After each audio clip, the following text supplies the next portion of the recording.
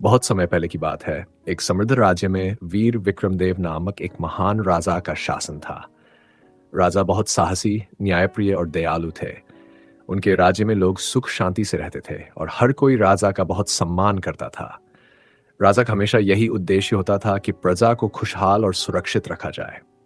एक दिन राज्य में एक साधु आए और उन्होंने राजा से भेंट करने की इच्छा जताई। राजा ने साधु का आदर सहित स्वागत किया। साधु ने राजा से कहा, राजन, मैंने तुम्हारी दयालुता और वीरता के बारे में बहुत कुछ सुना है। मैं तुम्हें एक आशीर्वाद देना चाहता हूं, लेकिन उससे पहले तुम्हें एक कठिन परीक्षा से गुजरना होगा। राजा ने विनम्रता से कहा, मैं तैयार हूं महाराज। कृपया बताइए कि मुझे क्या करना होगा। साधु ने मुस्कुराते हुए कहा, तुम्हें 1 महीने तक साधारण जीवन बिताना होगा, जैसे कि तुम एक सामान्य मनुष्य हो। तुम्हारे पास न तो राजसी वस्त्र होंगे और न ही तुम्हारे साथ कोई सुरक्षा गार्ड। इस परीक्षा को पार करने के लिए तुम्हें सिर्फ अपनी बुद्धि और साहस का सहारा लेना होगा। राजा विक्रमदेव ने साधु का आदेश स्वीकार किया।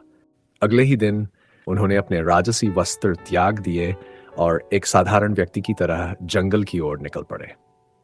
बिना किसी पहचान के उन्होंने जंगल में एक छोटी सी झोपड़ी में रहना शुरू कर दिया। वहां वह रोज अपना भोजन खुद बनाते, पानी लाते और रात में पेड़ों के नीचे विश्राम करते। कुछ दिनों बाद जंगल के एक कोने में राजा ने कुछ चोरों को यात्रियों को लूटते हुए देखा। राजा यह अन्याय सहन नहीं कर सके।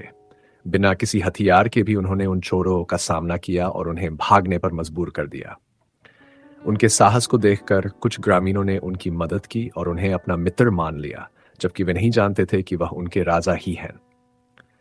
1 महीने बाद जब राजा महल लौटे तो साधु फिर से उनके सामने प्रकट हुए।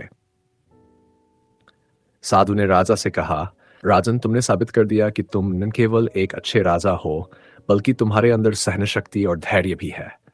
अब मैं तुम्हें आशीर्वाद देता हूं कि तुम्हारा राज्य हमेशा खुशहाल रहेगा और तुम्हारी प्रजा तुम्हारा सम्मान करती रहेगी। राजा विक्रमदेव ने साधु का धन्यवाद किया और यह संकल्प लिया कि वे साधारण जीवन के इस अनुभव को अपने राजसी जीवन में भी बनाए रखेंगे।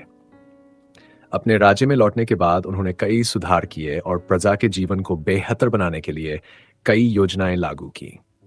इस प्रकार राजा विक्रमदेव ने अपनी परीक्षा पार की और साधु के आशीर्वाद से उनके राज्य में वर्षों तक सुख, शांति और समृद्धि बनी रही।